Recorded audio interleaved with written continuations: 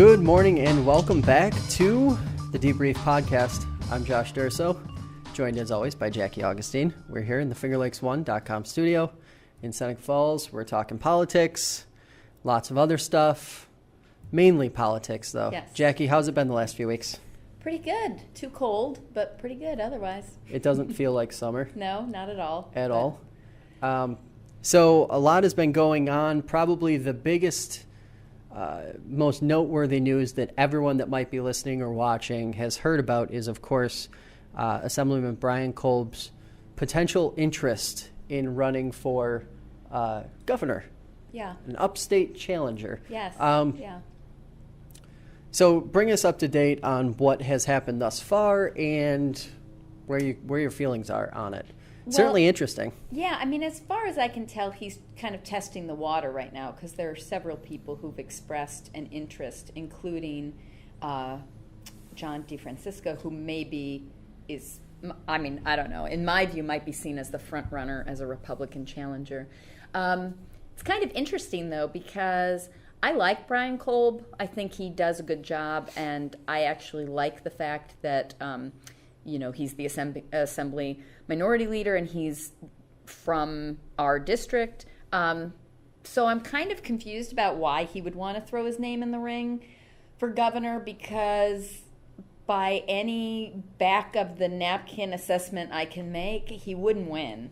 So I think why go into kind of primary mode, which is going to distract attention from the good work he's been doing in Albany, in order to set himself up in a primary where I think he would be the underdog, and then to go into a general election where, frankly, I'm not sure that the prospects are all that great for a Republican candidate, given some of the stuff that's been going on upstate in particular. And everybody knows I'm not a huge fan of Governor Cuomo, and so I'm not saying that everything he's been doing is correct, but people end up voting based on how they're feeling at the time of the election. Right. And I think that some of the upstate neglect that was really giving the Republicans a toehold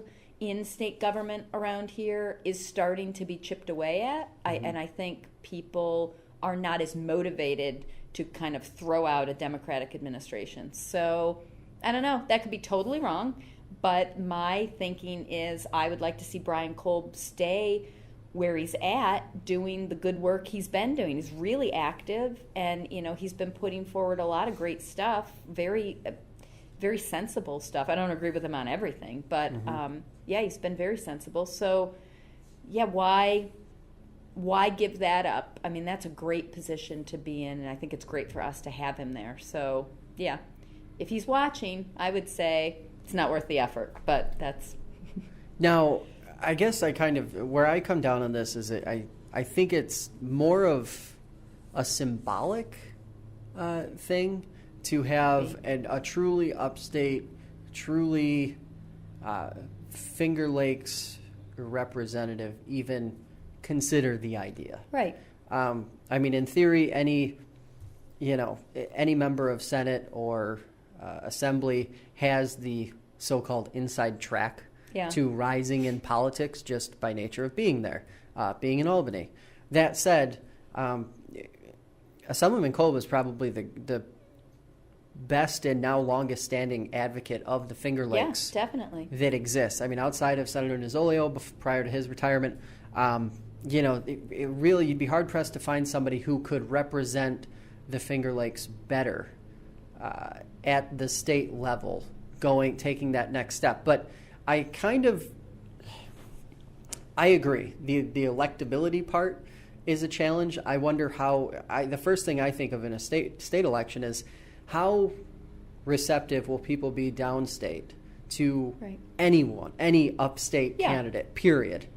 And you wonder,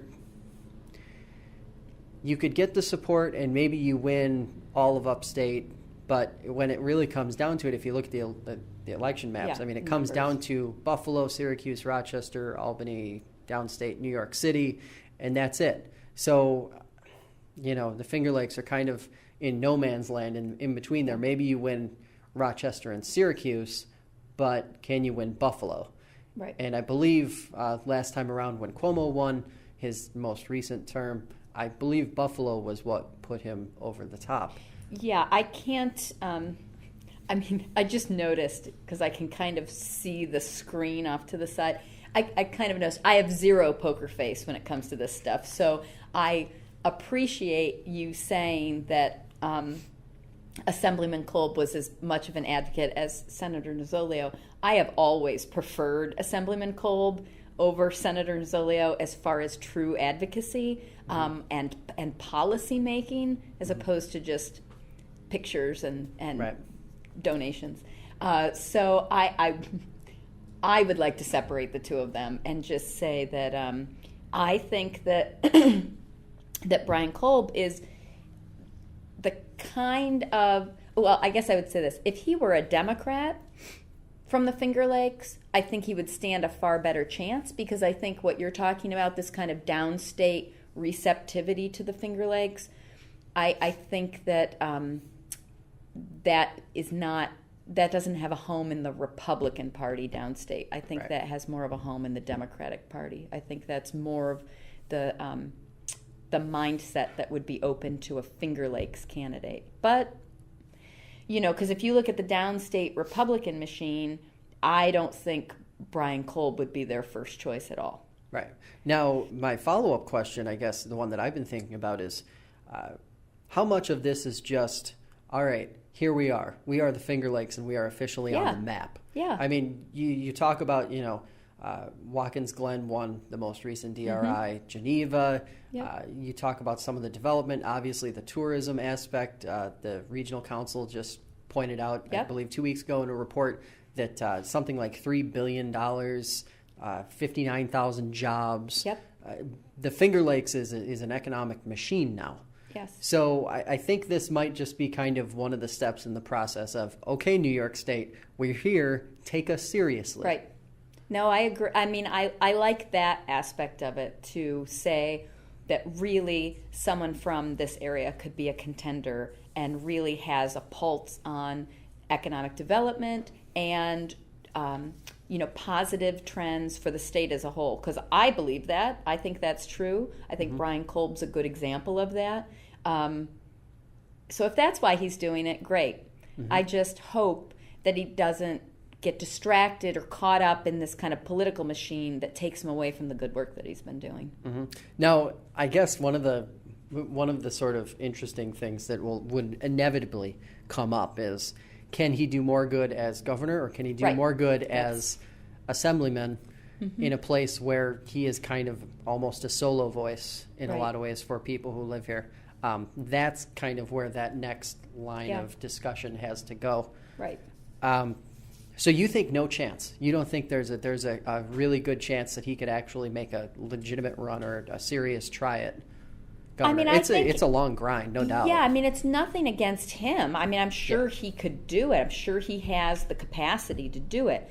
But I'm just saying what he's up against. Yeah. I don't think he would secure the Republican nomination. I don't think he is enough of a deal maker, and I mean that in a bad way. I don't mean that in a good way. I think he's doing good work. I think he's not been as willing to go along with certain things, and I think that makes the Republicans not likely to support him over someone like DeFrancisco.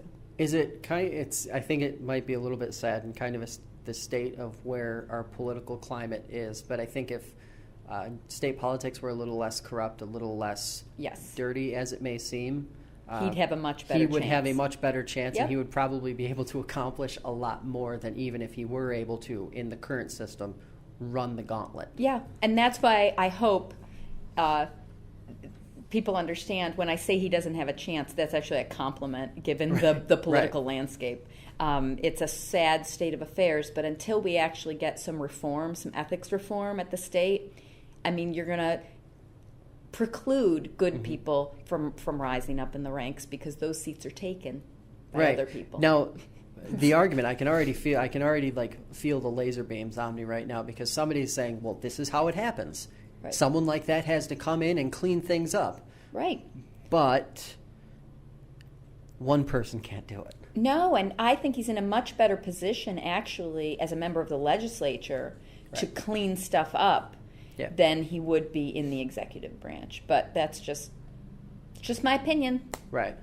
Now, so, of course, one of the other local big headlines that popped up in the last few days, Seneca Meadows was dealt another loss in court over the clay mine in Waterloo, of course.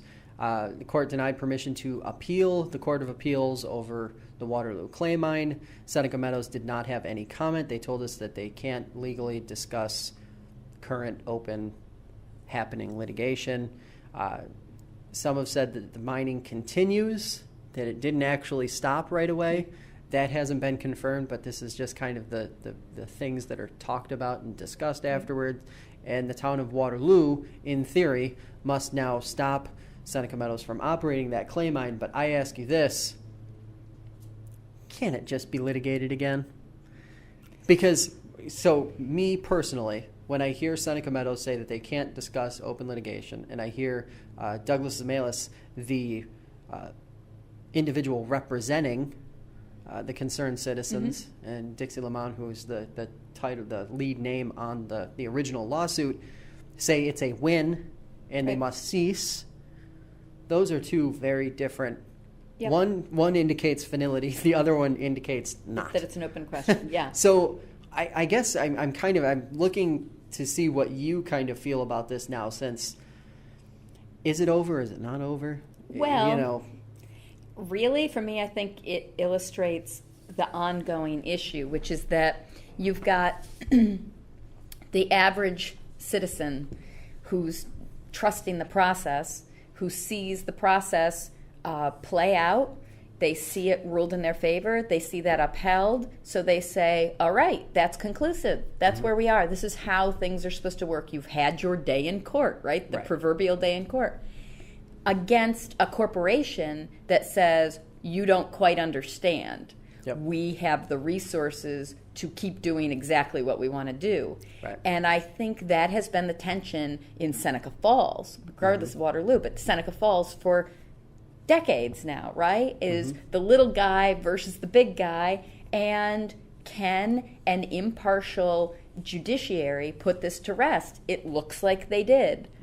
But I don't doubt that Seneca Meadows will pursue every possible extrajudicial avenue to try and challenge either the principles by which the judgment was made or some other aspect of this to keep it going. Right.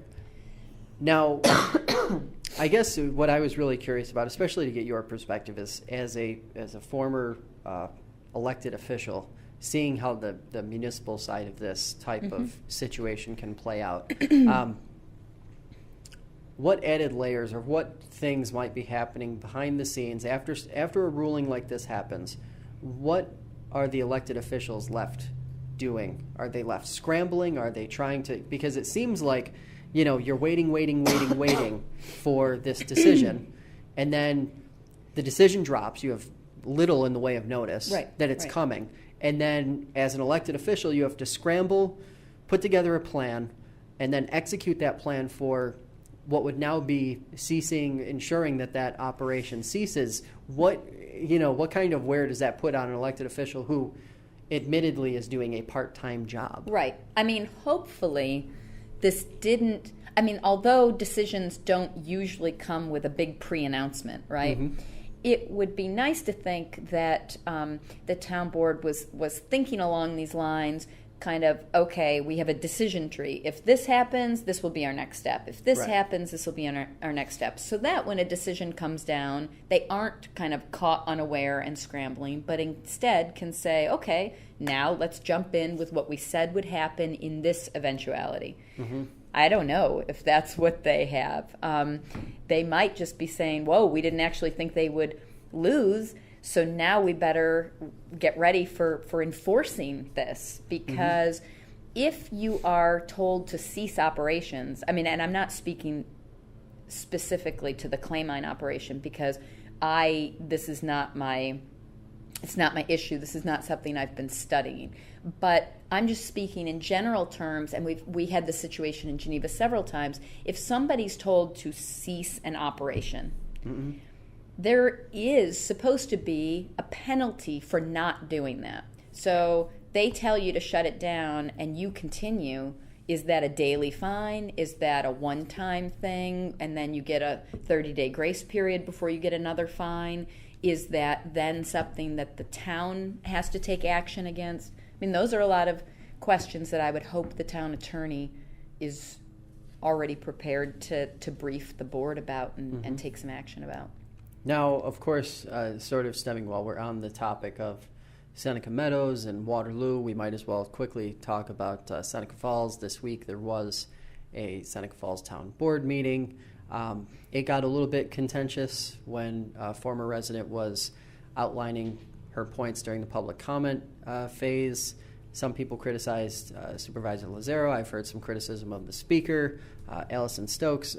Regardless of what side you come down on, I'm kind of curious what your perception of the way that all sort of unfolded, given the fact that you've been outspoken in terms. You've been pretty critical of the Seneca Falls Town Board, how they've handled this sort of thing. You've also been pretty critical of almost every other governing board we've discussed. So I kind of want to, in your defense, I feel like I'm saying in your defense, this isn't like you're picking on Seneca Falls. I know some people listen to this and they think you're picking on Seneca Falls. No, not at all. You've been pretty critical of every governing board we've discussed as long as we've been doing this podcast. So I guess just your thoughts kind of on, you read the story in the Times, I'm sure. That was on Wednesday. What are your feelings? Well, again, I don't think if you offer a forum for people to address a governing body, the Constitution says people have a right to free speech. I mean, granted, there are limits to that, but I didn't see any evidence that those boundaries had been crossed. I think what was crossed is a level of comfort that that Supervisor Lazaro had with the content of what was being said. And that is something, he's entitled to be uncomfortable about it. He's entitled afterwards. I mean, he has ultimately the final say. So he is able to then respond to the comments. But to interrupt and shut somebody down is, in my view, not good government. And yes, I totally own the idea, or the assessment that I've been critical of many local governments. That's true. I'd like to think it's constructive criticism, right? I just want them to get it right. I want them to do a good job because their work is important. And it just makes it more difficult when it's sloppy. So I'm not calling it out in order to call any particular person out or to just be a naysayer. I really think there is a better way to do things and that it's not that difficult. So I hope that they would change. I hope Supervisor Lazaro might reflect on his actions and think, you know what?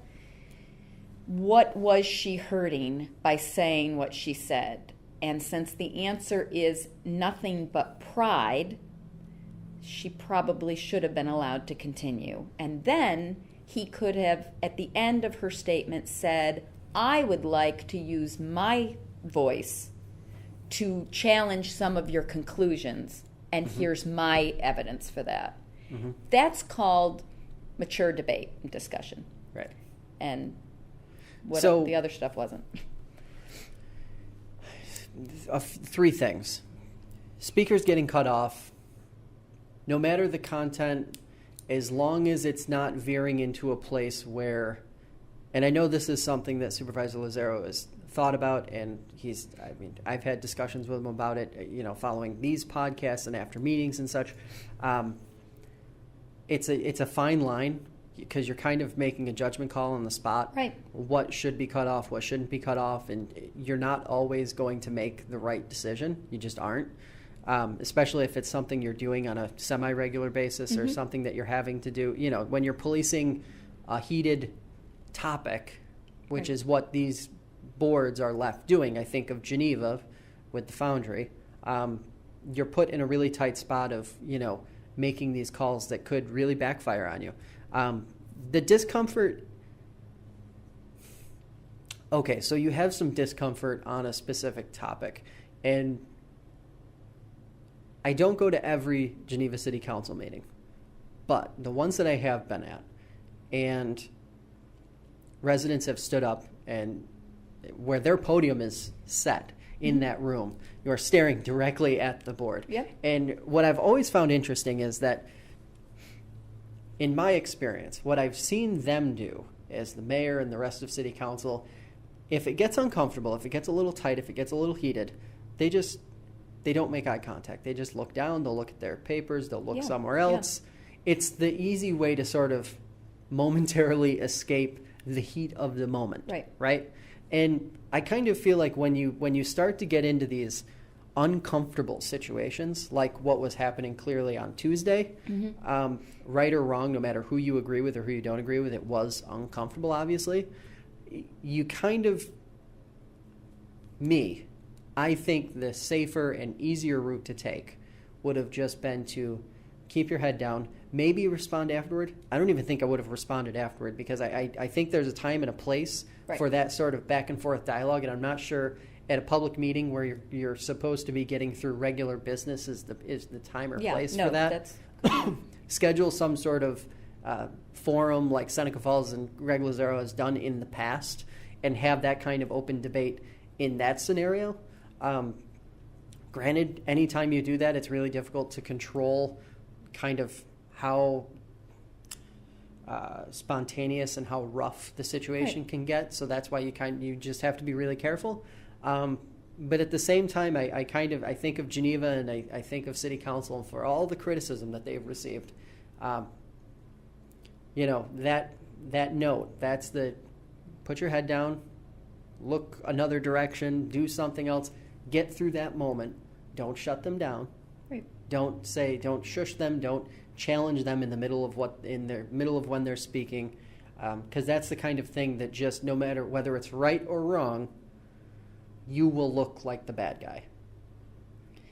Yeah, that's how that plays out. Well, and bad. I mean, because I said this, you'll look like the uncontained guy. You'll look like the person who really can't handle the job. That's the risk. So what I had thought of was, it could have been someone blasting the anti-landfill movement, we'll call it. And if they were running through the same kind of narrative and going down the same road, and you shut them down, you look like a bad guy to that other group, that support group. So it's one of those, it doesn't matter who you're quelling or who you're shushing. Right. If you're shushing someone, it doesn't really work out in your favor generally. Obviously, if threats of violence or things like that start to become what is being spoken, totally different ballgame. Completely different set of circumstances, and that's, there's law enforcement present at every single meeting to keep that side of it safe and, good for everyone involved. Right. That's kind of where I come down on it. And I don't know, she wound up handing out that her timeline to everyone. And, I kind of ask myself, right or wrong, when you speak it and when you hand it out and you say it, what kind of impression does that leave? Because I'm always thinking, I don't know, she was trying to make the case that here's the timeline of events. This has been very chaotic. This has been a very disorganized administration. I'm guessing. I don't know for absolute certain. But if that's the case you're trying to make, is that the venue? Is that the place?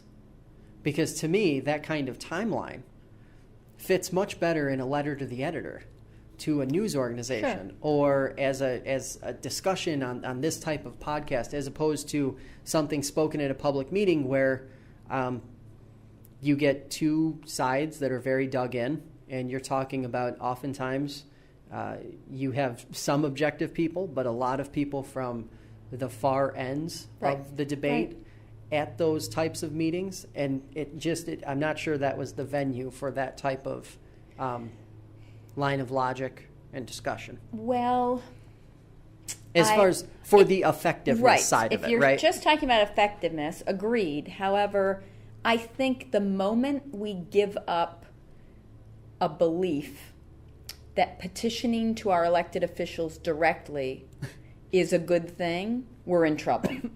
So from my perspective, I would say it's actually encouraging that she went to them with this, because that at least shows that at some minimum level, the community still has faith that if they could just explain the situation differently, the board would do something different. Mm-hmm. That's a trust thing. That's showing, well, if I bring you this information, I'm trusting you might adjust.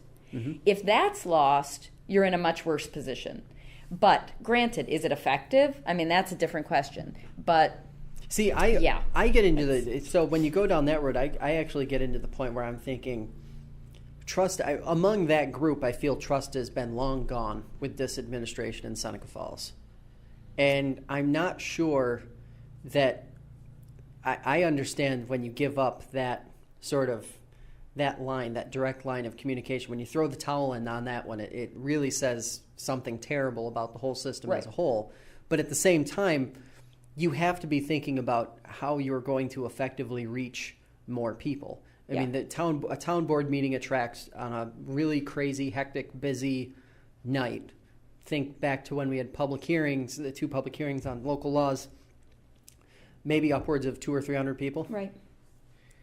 There are a shade over 9,000 living in Seneca Falls, in the town of Seneca Falls, per the last census count, I believe, in 2010. A little over 9,000. That's a lot of people. And the people at that meeting represent a very small portion. People who probably, I would say, are among the most informed also, because if you're willing to go to a meeting, you're clearly caring enough about a topic that you've done the research, you have listened to the arguments and that sort of thing.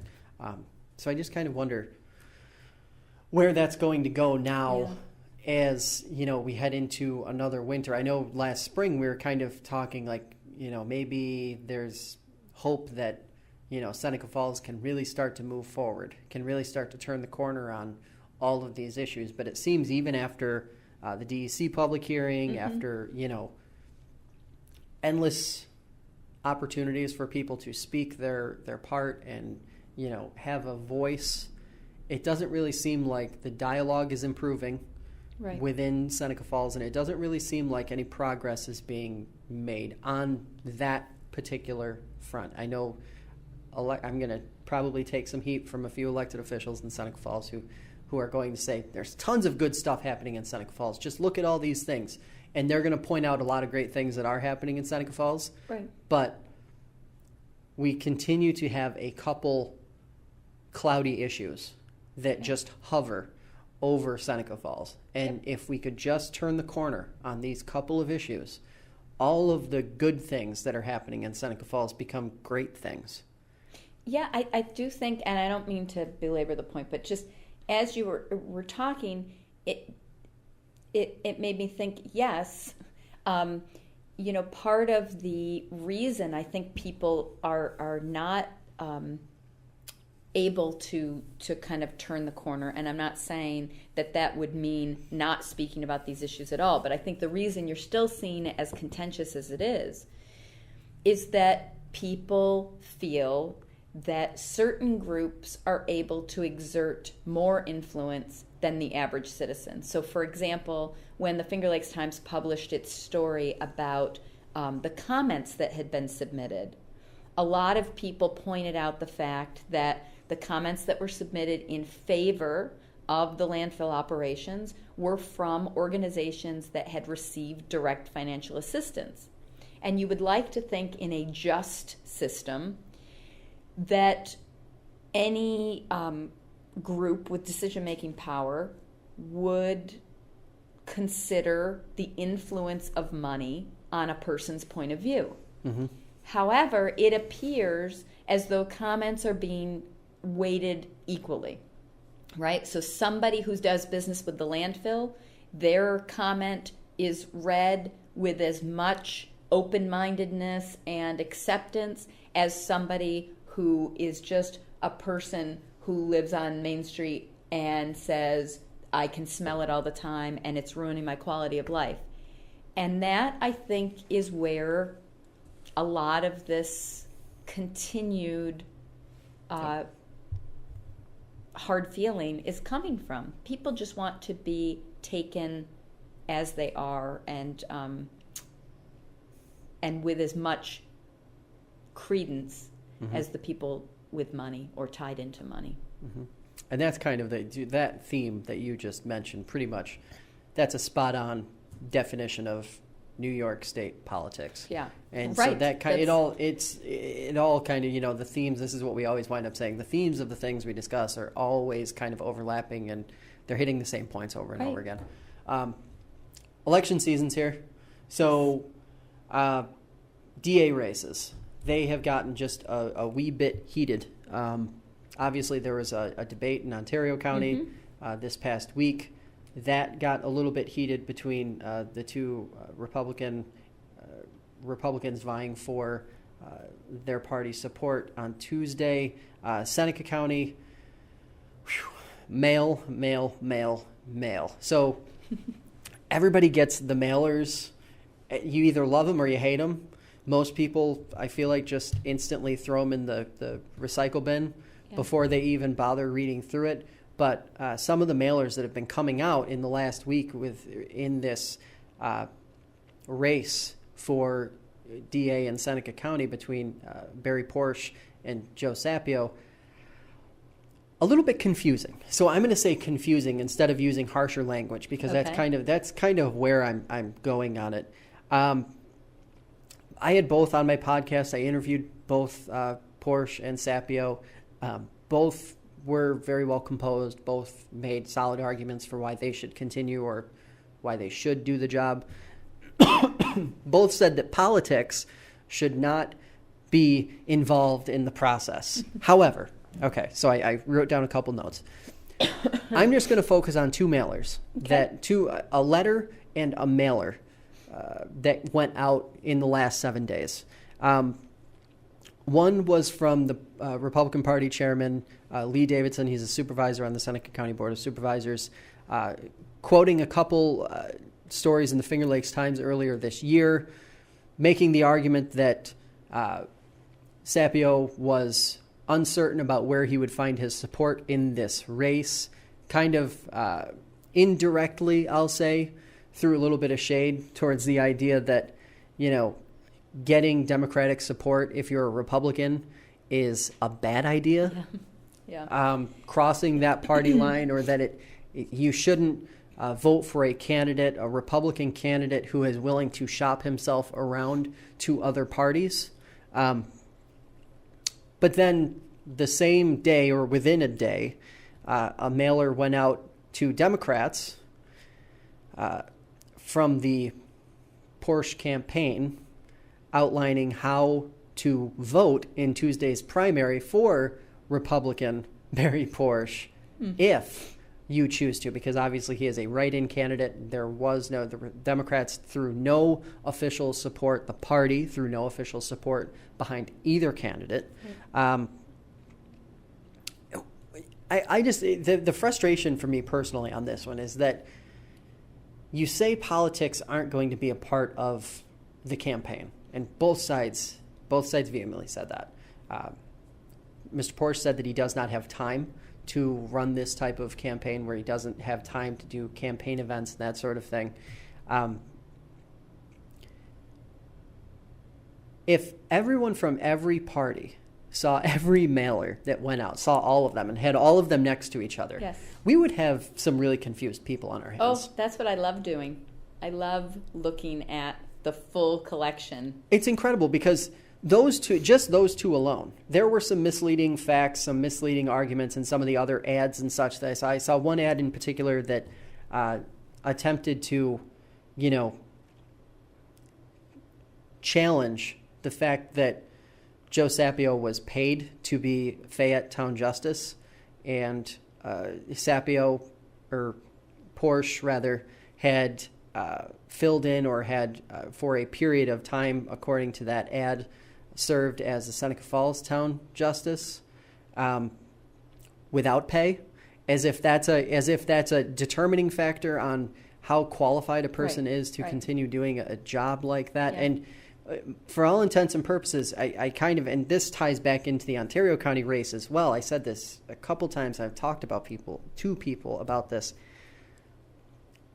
Getting into the mudslinging when you're an incumbent or somebody who has the support of the incumbent, there's no reason to go down that road. Right. There just isn't. If you have the luxury of being the incumbent, you have such a great advantage just because of the way elections work, the way voter turnout works, especially in a primary like this where it's literally going to be decided by hundreds of votes, not thousands, hundreds. Yeah. It just seems so unnecessary, and it seems completely political to get into this phase where you're spending this kind of money on a race that just doesn't really seem like it should be political at all. It should be No, I agree with void you. of politics. I haven't, that debate in Ontario County just left me thinking, why do we elect a district attorney at all? Because it vacillates between the job is just to, carry out the law and to make sure justice is served, which sounds very apolitical, to I am going to lead the way of fighting crime, which sounds like there's a strategy, which sounds like it is political, but they can't have it both ways. Right. And when it gets into a campaign, everything is, there is no non-political political campaign. I mean, that doesn't make any sense. So people who try to say I'm not playing politics, I mean, it doesn't make any sense. You're in it. You're in a political system. That is politics. So I guess what troubles me the most about both of these races in each county here is that the Democrats seem to be sitting it out. And that bothers me. Because either the Democrats need to take a position and say, these actually shouldn't be jobs that are elected. We should instead be appointing people based on qualifications, which then would make sense that they're not endorsing anybody. If instead it sounds like, well, we're not comfortable with a Republican, we're not going to endorse a Republican, which says it is a political thing, but we just don't like these particular people. I don't understand it. Like, you either think the job's important, in which case you select a candidate that you think will do the best job, or you don't think the job's important, and then you should tell people that. But so I'm very disappointed with the Democratic parties in both counties for essentially saying, you know what, district attorney just doesn't matter. Now, I know they're going to take issue with that, and they're going to say, that's not the message we're sending. We just didn't have a viable candidate. Look, these are the candidates you've got. You need to help people understand what's at stake and who's going to do the best job from the available choices. And in Ontario County, I'm very concerned because in my view, there's a very clear choice there. And the fact that the Democrats have been unwilling to entertain endorsing a candidate for that position makes it sound like it is politics and it's not about doing the right thing. And that frustrates me. I think it's really interesting that you brought that whole appoint versus elect item up, because it does kind of seem like with some of these positions, and I know other, Tompkins County looked at possibly turning their sheriff's position into an appointed position at one point. Lots of clerk type positions have been looked at in this way. It's really an interesting road to go down because, the argument to it's going to be, well, politics will still be involved. You're still having political actors making decisions, based on what they believe. That said, I do agree, like, perhaps this is one of those positions that really should be appointed rather than elected. Because, if this is the result, this isn't really how it should be. And I think Ontario County maybe has, since Tantillo has had the office for so long, right, that people kind of get comfortable and take for granted how well things are run and how smoothly things are run, and peaceful elections, no contest kind of things. And an office that's made up of both Democrats and Republicans as assistants. Right. And, that's one of the things that came out during the debate, right? This question about, what explains the kind of employment history of one of the candidates? And her response was, it was political, right? Democrat got elected and kicked all the Republicans out. And now, personally, I know that that's actually not the case, because I know some people familiar with what happened there. Mm-hmm. But that idea, you'd expect someone to follow that up by saying, but I will not run my office like that because I think the office qualifications should be X, Y, and Z. And if you have those, regardless of political affiliation, here's what we'll do. Right. But instead, the follow-up response was, and that's why I will use X detectives from this department and not this department. And it turned into a really my takeaway was, what happened to me in the past was political, and I'm now here, and you can expect me to carry out that same policy when I'm in charge. And I found that kind of a scary answer. So, obviously, these two races are one of many that are obviously taking shape. Right. So I guess kind of as a preview to what we'll be talking about over the next several weeks leading right through November, what are some of the races that you kind of have been keyed in on and watching from your vantage point over the last several weeks now as things really start to get heated up? I think both the Seneca County and Ontario County Board of Supervisors, I'm really interested to see who takes Steve Churchill's seat, because Steve Churchill, in my view, has been an amazing legislator. Mm-hmm. Like, he does his homework, he is passionate about stuff, but he'll listen to other people, mm-hmm. and he'll actually think about it, and in some cases moderate his position in one way or another. That's a rare quality, so I'm really sad that he's not returning. So I think it'll be interesting to see if someone with a similar disposition can take that seat.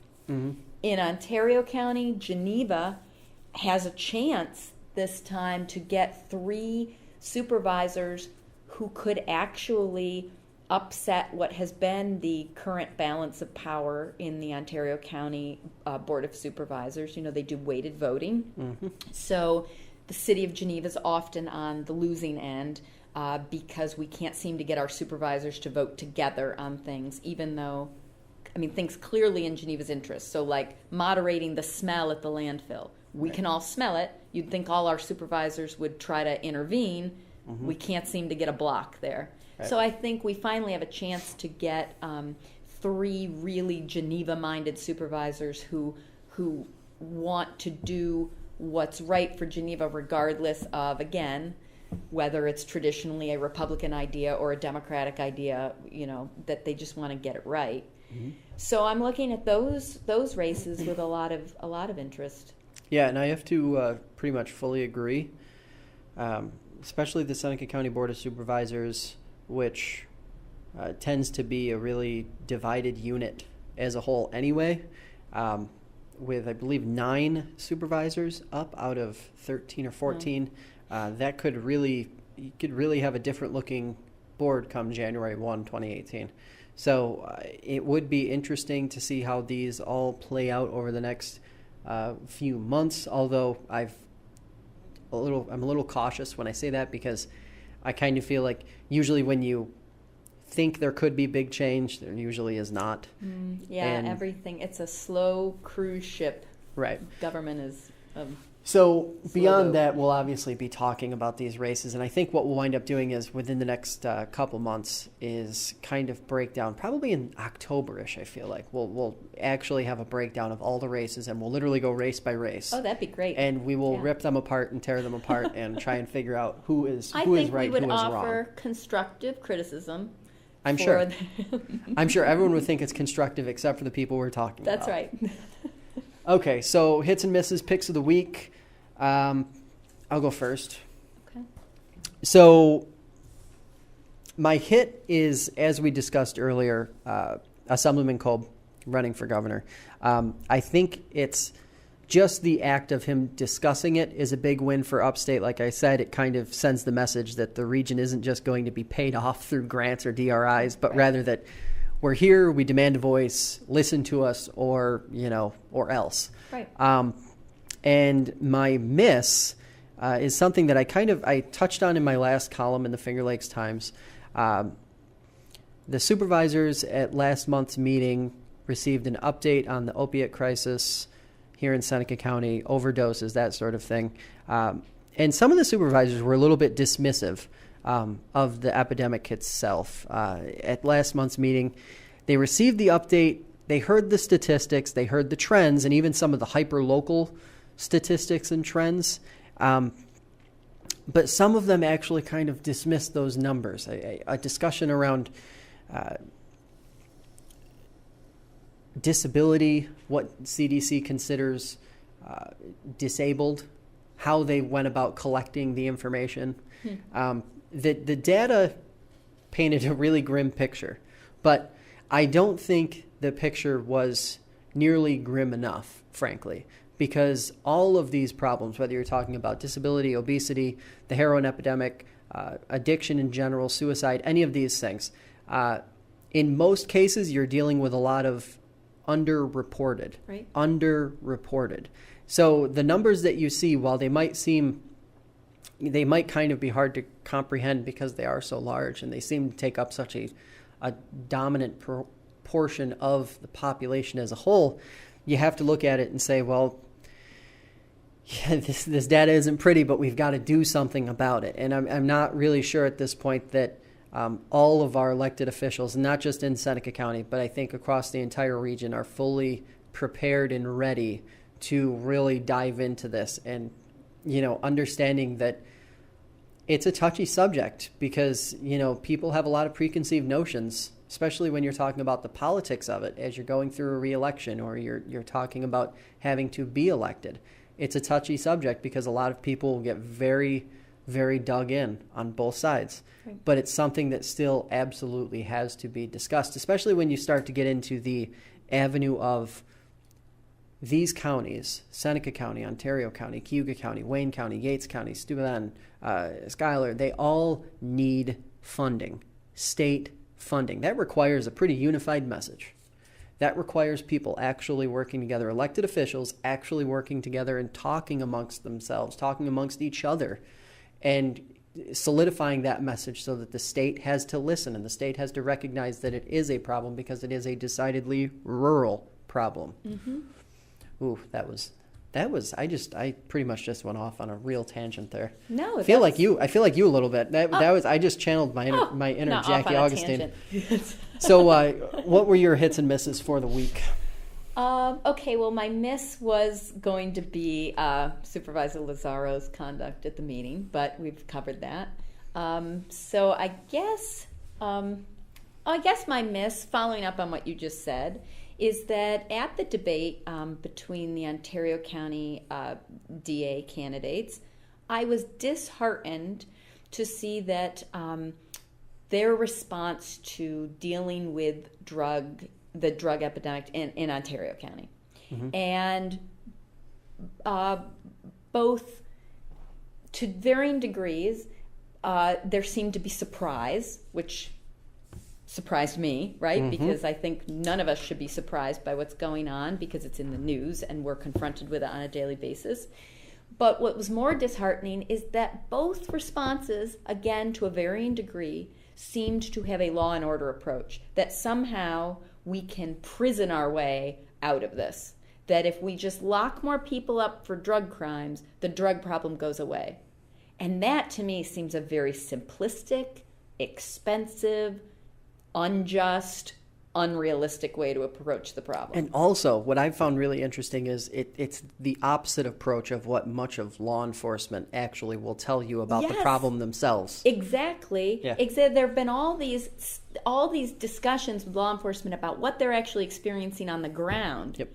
And it's not what we really need are harsher prison sentences. I mean, people understand that's not a deterrent. You're talking about addiction. You're talking about cycles of violence and economics. I mean, you can't, like I said, you can't prison your way out of it. So that I found particularly disheartening. Mm-hmm. So that's my new miss. My hit is actually about the Catholic Conference of Bishops, who have just come out very strongly in opposition to the president's DACA, rescinding DACA. Mm-hmm. And I actually think it's really important that they take that stand. I heard a report that it's going to be their most aggressive political action in decades. Mm-hmm. And what the reason I think it's really a great hit is because, especially in this region, when we've got a congressperson, Tom Reed, who's in lockstep with the administration, somebody has to tell the truth about what's really going on, what's really needed, and what real solutions are. And if they won't listen to the regular everyday people, then we'll get the clergy involved, and maybe they'll listen to them. So that's my hit. And that's probably something that I think in the coming weeks we'll end up actually discussing a little more in depth. Some of these national trends and how our local congressmen are handling them. But that's going to do it for this week's pod. Remember, hit that subscribe button if you're checking us out on YouTube, like us on Facebook, and give us a follow on Twitter. Thanks for listening, and we'll see you next time on the Debrief Podcast.